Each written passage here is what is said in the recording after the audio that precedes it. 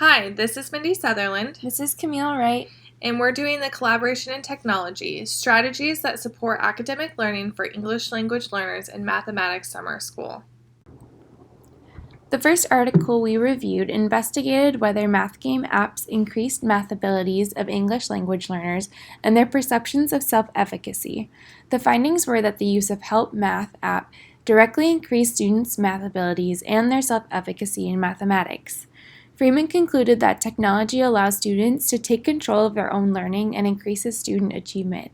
It gives them access to support in math without relying on anyone else, and can be used as much as they feel like they need to. This study only examined the impacts of one app in one district. They were only Hispanic English learners. The connections between this article and our current research are that the study's participants were a similar demographic to the students in our case study. Like this class, the students in the class we will be studying are all English learners on some level. In addition, we will be looking at the iPad apps that are used during math. The second study we reviewed examined how often technology is used in mathematics to help English language learners at an elementary school level using systematic observations over a long period of time. This was an observational study where researchers visited each classroom during math in 1-hour increments. The findings of the study were that these classrooms had a limited use of technology overall. Instead, direct instruction dominated and technology use was infrequent in the classrooms. The implications of the study were that technology needs to be more fully integrated for the benefit of the students. They also found that even though classrooms had the technology available, teachers were not incorporating it due to lack of training on their part. The connections between this study and our case study are that the participants were from a low SES, and our students will be from a Title I school.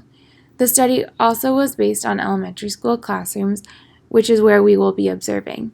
The goal of the study is similar to our case study in that we will also be looking at how technology helps ELLs learn math. Finally, our data collection methodology will be similar in that we are conducting ongoing observations during math. All right, the third study that we used to connect to our case study looked at how friendships can impact student learning and how ELLs are affected based on groupings. The implications from this study connect to our case study because students that are working with friends are more likely to communicate and engage in learning. This study also uses cooperative learning theory to enhance student learning. Nair and Sinai looked at the Student Team Achievement Division, also known as STAD, and how English language learners can enhance their work through collaboration, interaction, and conversation. This study was based in social constructivist theory and cooperative learning theory, and it connects to our study because the students are working in groups to benefit their own learning. So we decided to focus on technology and collaboration in the classroom because technology is an increasingly popular presence in our daily lives, and it's becoming increasingly popular within the classroom as well. The classroom setting consists of English language learner students, and there is a huge interest in learning about how technology and hands-on learning can help our students. Our research questions were: what are the impacts of cooperative learning for English language learners? How can technology help engage English language learners with academic content? And how do hands-on learning activities affect student focus? So we decided to do this in the Tustin Unified School District at an elementary school, and the grade level was all incoming second graders. There were 16 students total in the summer school class. They were all English language learners. There were 15 Latinx and 1 Korean student. They all aged from 6 to 7 years old. There were 9 boys and 7 girls, and they were low to middle socioeconomic status. And the Spanish, Korean language, as well as English is spoken at home. So the two focus students that we chose for this case study were relatively similar. They were both 7 years old, Latino, English language learners. They had 4 or more siblings at home. They came from a low socioeconomic status family.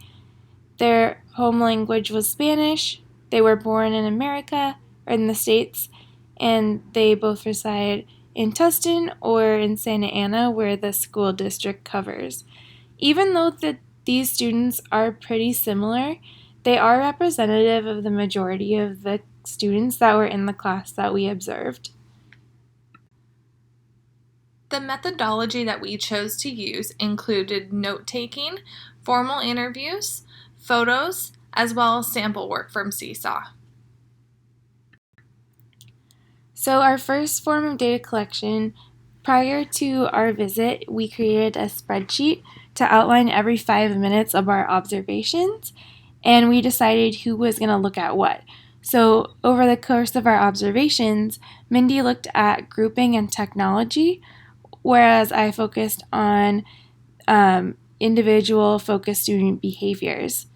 This ended up changing and adapting when we were in the process of our observations, but what we were focusing on was active listening, hands-on participation, and responding to teachers' directions and instructions, so that we could go back later and compare side by side what the students were doing versus what was happening in the larger context of the classroom. All right, so this is just a brief overview of some of the interview questions that we chose to include in our interview. Some of them we came up with before we went to our observation, but as these observations were taking place, we ended up wondering more things and adding as we went. All right, so now we are going to present what we found through the examples of the student work, the interviews themselves, as well as the photos and visual aids that were used in the classroom, and our field notes. These are some pictures of the use of technology that we witnessed while we were visiting. There were iPads that students were using, as well as a smartboard, and visual aids posted in the classroom.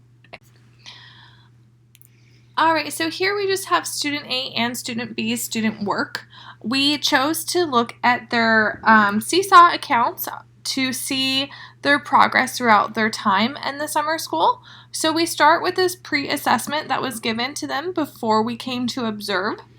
And then we have the middle of the summer counting by twos. So this was about the time that we were observing. It was in the same week that they were doing these counting collections of counting by two. And then at the end of summer school, they do a number assessment chart and are adding 2-digit numbers together.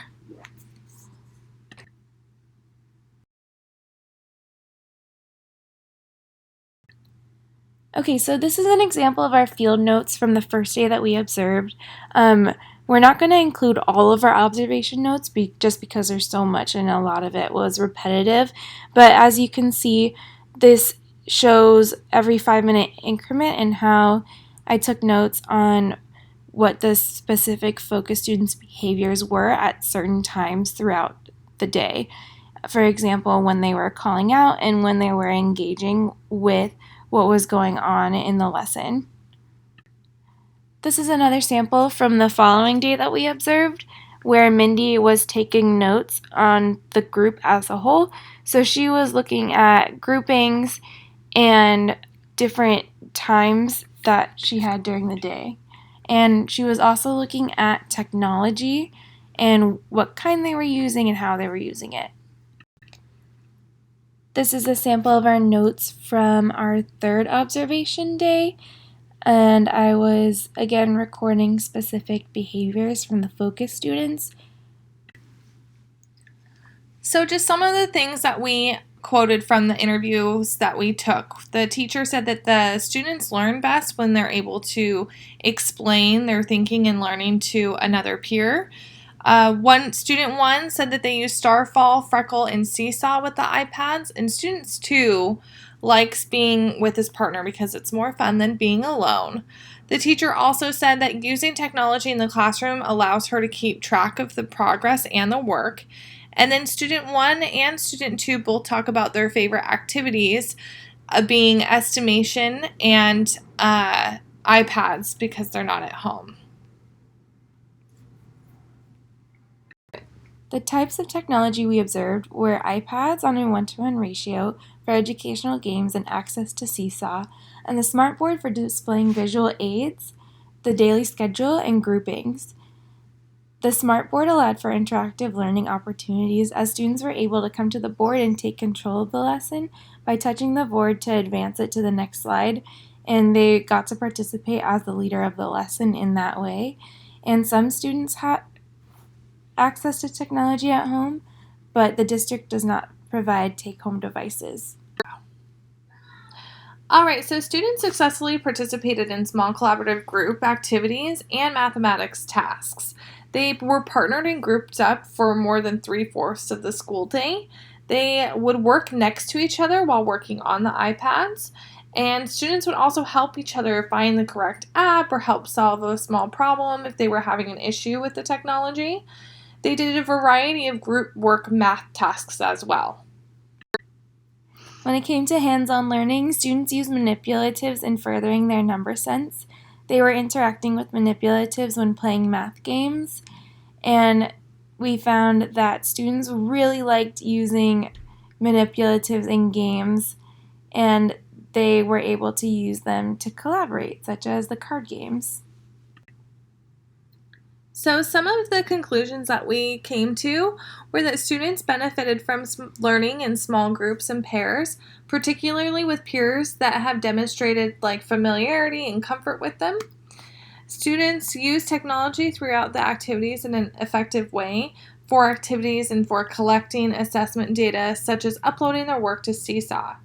Technology allowed students to be at the center of their own learning as they promoted student choice and increased access to academic content at their own pace. Lastly, teachers benefit from technology in the classroom by keeping track and recording student progress. The implications were that students should familiarize themselves with technology in ways it can be used to enhance learning for ELLs. Teachers should maximize opportunities for ELLs to work together and create friendships in order to increase academic performance.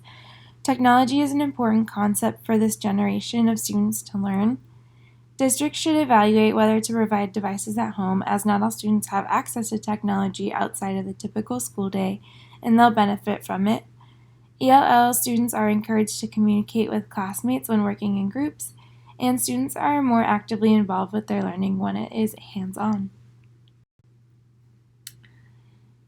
And here are our references. Thank you very much.